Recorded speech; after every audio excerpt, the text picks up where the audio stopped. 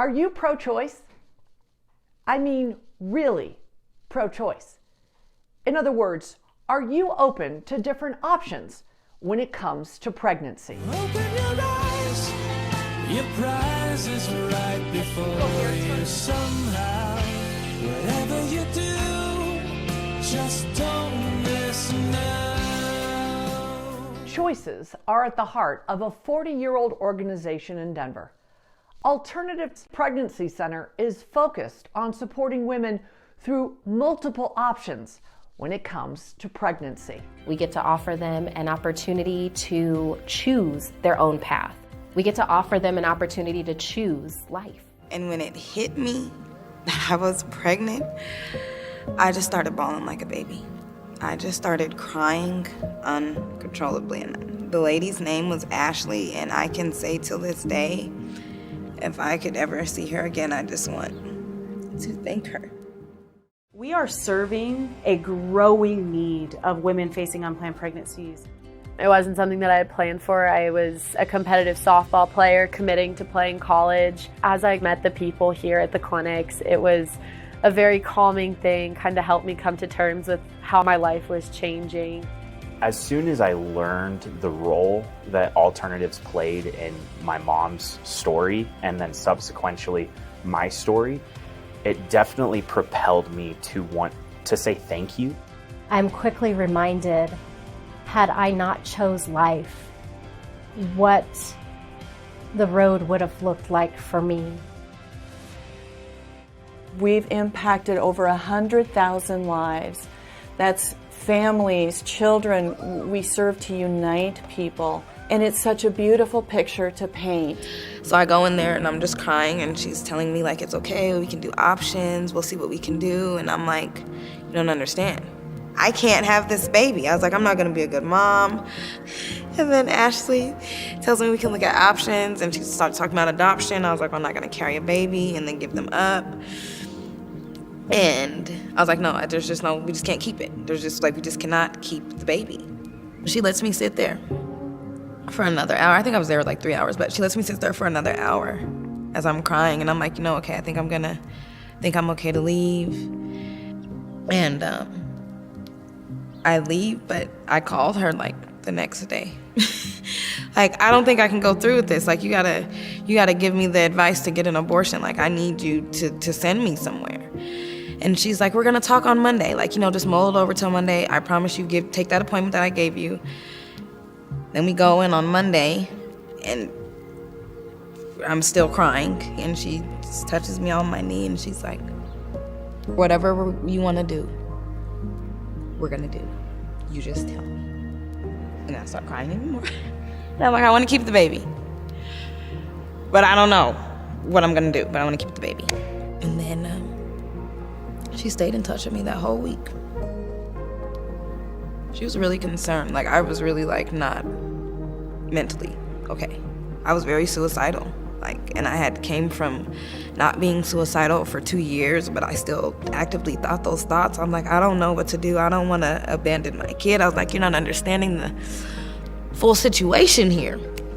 And she stayed with me that whole week. I think probably 2 weeks after, and I know that's not in their care because it's just not. But she stayed talking to me, just making sure I was mentally okay. And I don't know if Kamau would be here if it wasn't for Ashley, so. I mean, it's actually an amazing pregnancy. I mean, I think I was really depressed.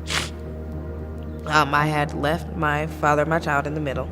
Now, he was still a great support. We still have a great relationship till today. I think leaving was probably the best decision I ever made because it created a circle of just stability that I never had, not even for myself. So 4 months, I went to a doctor's appointment. I remember this day clearly because the lady got the sonogram for me. He did not show up to our doctor's appointment. And I was really upset. And I was like, I don't want this baby. I'm done now.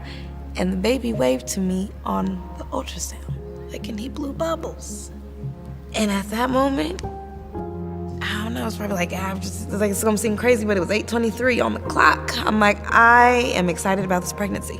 When he was first born, they kept trying to tell me, we'll clean him. I'm like, just put him right on me. Dirty, I don't care. I just was kissing him. The father of my child was laughing because he's like, he has all your stuff on you. I'm like, I don't even care. I just held him. After that, they wiped him off. I don't even think I ever let him go to the back or wherever they take babies. He never left my bedside. His father, after I had him, ended up getting a very lengthy prison sentence, something I had never had to ever deal with in life. So I made it to where I was going to save a lot of money to start a business that I had in mind and be more attentive to my child. So today, I'm a business owner. I run a nonprofit called Brotherhood Haven. It doesn't have to be the end of the line because you're pregnant. There can be more to life, and that little life can give you more. So just really think it through, because you never know what blessing's at the end of that tunnel. I made a choice. In fact, you see this little boy at the beginning of every podcast. He's my son. On Valentine's Day, about 20 years ago, I made a choice to adopt him, and it changed the course of my life and his as well. In fact, I invited him to come on the podcast today. Hi, Griffin. Hi, Mom. So, how do you feel about adoption? I personally think that when it's done right, at this point, I've known you for so long, and you've been such a big part of my life that I wouldn't even consider me to be adopted at this point. You're just my mom. So if you do it right, it's really seamless and it's not a big deal. It's great if you do it right. Do you remember that day?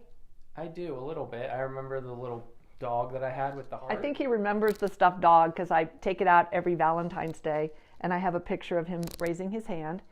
And the judge said, "Why do you want Stephanie to be your mom?" And it gave you this guy to make you feel comfortable. And you said, do you remember? I said, because she loves me and because she is my mom. So what would you say is like the highlight of our life? The highlight of our life is probably just all the time that we've got to spend together and how close we've become because of that. And I think I kind of have a unique relationship with you in a way because I was adopted. You're my mom, but I also very much feel like I can talk to you about things, and I see you also as kind of like a friend. Well, you know, of all the assignments God has given me, I would say you're my most important because you're a soul that's going to go on for all of eternity. So I thank God every day, Griffin, for you and the opportunity to be your mom, and that I didn't miss my divine calling.